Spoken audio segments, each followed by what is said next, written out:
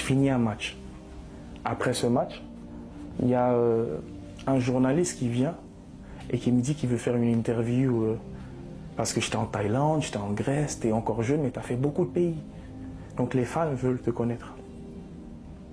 Moi, je dis, il n'y a pas de souci, tu vois. Il me demande d'échanger les numéros.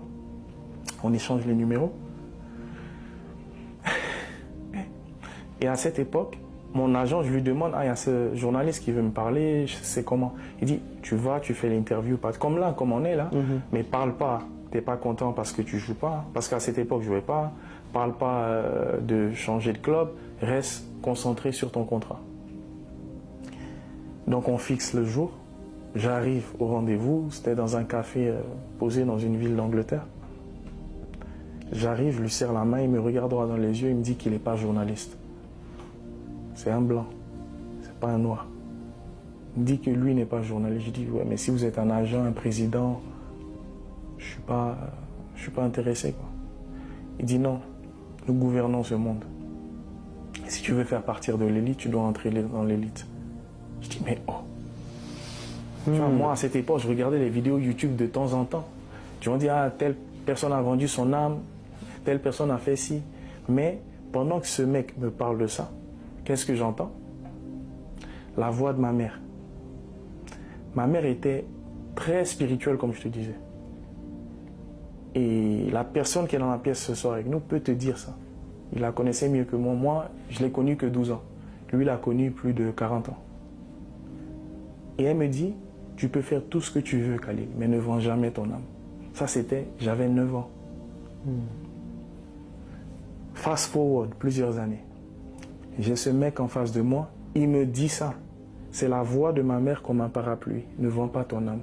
Tu parles, ne vends pas ton âme. Plus il me parle, plus j'entends, ne vends pas ton âme. Donc, pour les mamans, parfois, qui se disent que, ouais, mais je parle à mon enfant, il ne m'écoute pas. Ou le père qui dit, je parle à mon enfant, il n'écoute pas. N'oublie pas une chose. Tu es créé à l'image de Dieu. Ta parole est une semence. Je pense que quand ils font les publicités dans la télé, là, tu penses que c'est le hasard?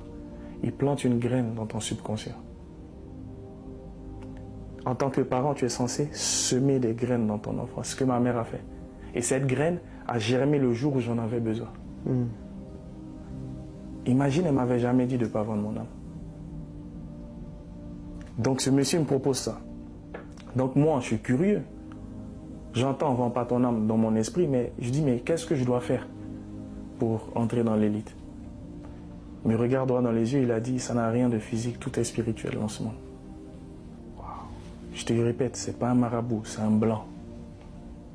Si c'était un noir, j'allais dire, ok, c'est normal, j'ai rien contre les renois. On a l'habitude de ça, j'ai grandi dans ça, tu vois. Mais là, un blanc, je dis, mais oh, c'est Harry Potter ou quoi, tu vois? Je dis, mais c'est quoi ce délire-là? C'est quoi ça? En Angleterre. Thank you, tu vois? Ouais.